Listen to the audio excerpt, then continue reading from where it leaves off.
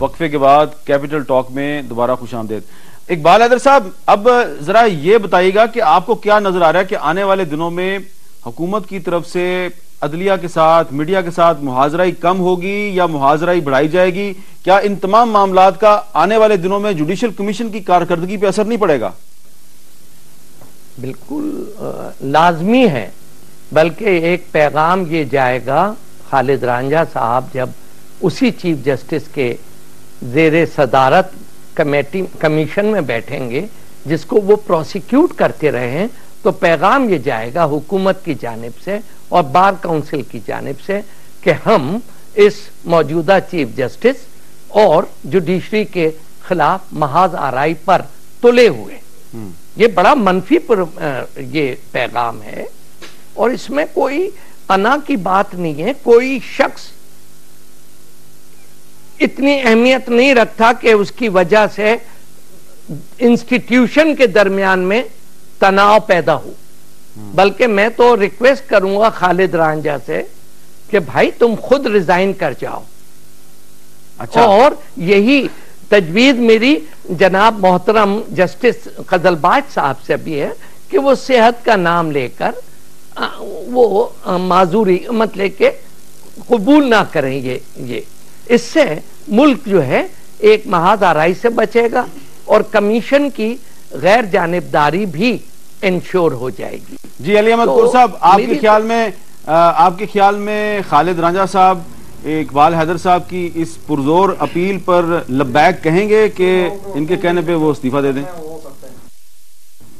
دیکھیں عامر میر صاحب، دیکھیں میری تربیت جیسے ہوئی ہے، ساری زندگی ہم نے جو کام کیا ہے ایک حیثیت ایک جمہوریت پسند کے، ایک ڈیموکریٹ کے، تو لہٰذا میں خالد رانجھا صاحب ہوں یا قزلباش صاحب ہوں، میں اپنے اصولوں سے اب ہٹ نہیں سکتا۔ میں تو کہتا ہوں جہاں اکثریت ہے، جہاں ووٹ ہے، میں نے ہمیشہ اس کے لیے جدوجہد کی ہے۔ بہرحال ایک چیز میں آپ کو بتاؤں کہ پاکستان بار کونسل میں یہ بھی میں نے تجویز پیش کی تھی کہ چونکہ جو بار کونسل آج بیٹھی ہوئی یہ آؤٹ گوئنگ بار کونسل ہے، اس کے صرف 2 مہینے رہ گئے۔ میں نے کہا جب آپ آؤٹ گوئنگ ہے، آپ کی زندگی کے صرف 2 مہینے رہ گئے تو آپ کو یہ اخلاقی حق نہیں پہنچتا کہ آپ 2 سال کے لیے کسی جوڈیشل کمیشن کے ممبر کو نامزد کریں۔ تو میں نے کہا اگر زیادہ آپ بضد ہیں اور آپ چاہتے ہیں کہ یہیں سے کوئی آدمی ہو تو 2 مہینے کے لیے اس کی نامزدگی کریں۔ میری اس تجویز کو بھی انہوں نے رد کیا۔ بہرحال میں چونکہ ڈیموکریٹس ہوں اور میری ایک سوچ ہے، اب میں یہ نہیں کہہ سکتا کہ جیسے ریکوزیشن والی بات طارق صاحب نے کہی ہے، یا میں ہو جاتا ہے تو مجھے کوئی اعتراض نہیں، مگر میری طرف سے یہ تجویز آنے کا مطلب یہ ہے کہ میں جمہوریت کے انداز سے سوچنے سے میں نے ہاتھ اٹھا لیا ہے، یہ میں ایسے نہیں کر سکتا۔ اچھا، یعنی کہ آپ کہہ رہے ہیں کہ اب یہ جو نامزدگیاں ہو گئی ہیں اب ان کو واپس نہیں لیا جا سکتا؟ اکثریت سے تو بھائی ڈسکوالیفائیڈ کینڈیڈیٹ بھی منتخب ہو جاتے ہیں۔ نہیں اقبال حیدر صاحب، جعلی ڈگری والے بھی اکثریت سے ہی منتخب ہوئے ہیں اور بے شمار ڈسکوالیفیکیشن کے حامل مختلف امیدوار مختلف انتخابی عمل میں منتخب ہوئے ہیں۔ تو صرف اکثریت ہی پیمانہ نہیں ہے بلکہ بنیادی ان کی کوالیفیکیشن بھی ہے۔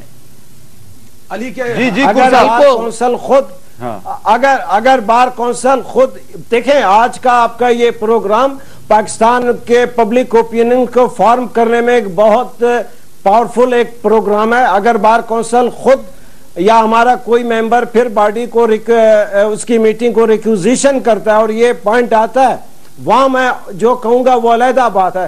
اس وقت میں اس تجویز کو میں خود نہیں پیش کر سکتا۔ اچھا، اس لیے کہ آپ کہتے ہیں کہ جو اکثریت کی رائے ہے وہ آپ اس کا احترام کرتے ہیں اور بار کونسل کے ارکان کی جو اکثریت ہے اس نے جو فیصلہ کیا آپ اس کا احترام کرتے ہیں؟ میں ساری زندگی میری یہ تربیت ہوئی ہے، اس سے تو میں اب نہیں نکل سکتا۔ لیکن اقبال حیدر صاحب کہہ رہے ہیں کہ وہ خالد رانجھا تو ہے ڈسکوالیفائیڈ، وہ کہہ رہے ہیں تو ان کا تو وہ تو نااہل ہیں، وہ پھر عدالت میں جائیں۔ جی اقبال حیدر صاحب آپ عدالت میں جائیں گے؟ اقبال حیدر صاحب آپ عدالت میں جائیں گے؟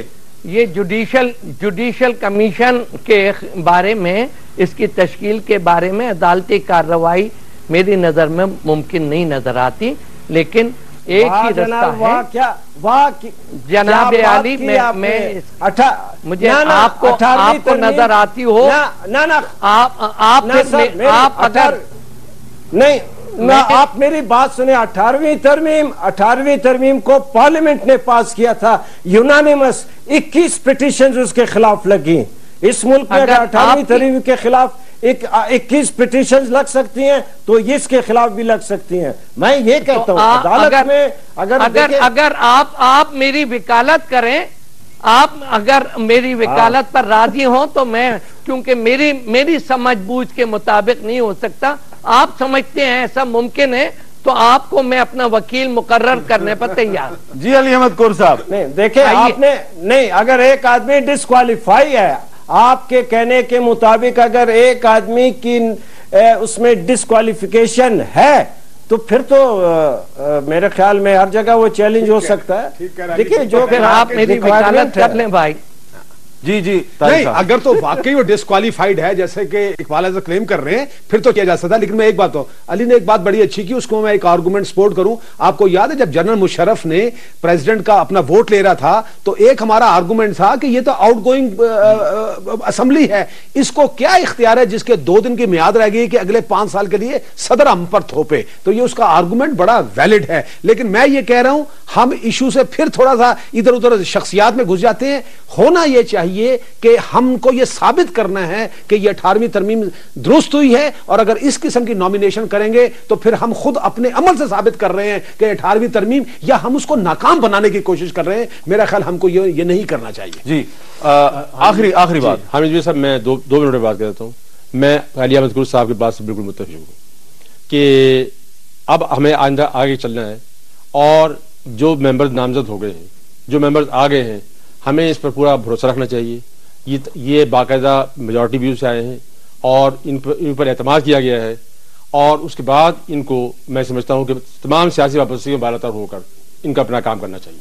بہت بہت شکریہ آپ دونوں کا, علی احمد کور صاحب اور اقبال حیدر صاحب, آپ کا بھی شکریہ. آج ہم نے گفتگو کی ہے کہ جوڈیشل کمیشن کے ارکان کی جو نامزدگی ہوئی ہے یہ میرٹ پہ ہوئی ہے یا نہیں ہوئی, اس پہ بہت سی شدید تحفظات کا اظہار کیا گیا, خاص طور پہ خالد رانجھا صاحب کے بارے میں. اقبال حیدر صاحب نے اور احمد اویس صاحب نے بہت ہی شدید تحفظات کا اظہار کیا ہے. لیکن جو ہمارے کچھ مہمان ہیں ان کا خیال ہے کہ اب نامزدگی ہو چکی ہے, اب مستقبل میں ہمیں اس بارے میں ذرا محتاط رہنا ہوگا, اور حکومت اور عدلیہ کے درمیان جو معاملات ہیں ان کو بہتر بنانے کے لیے جو وکلا کی قیادت ہے اس پر بہت بھاری ذمہ داری عائد ہوتی ہے. دیکھنا یہ ہے کہ وکلا کی قیادت اس ذمہ داری کو آنے والے دنوں میں کیسے نبھاتی ہے. ہم بھی دیکھیں گے, آپ بھی دیکھیں گے. مجھے دیجیے اجازت, اللہ حافظ.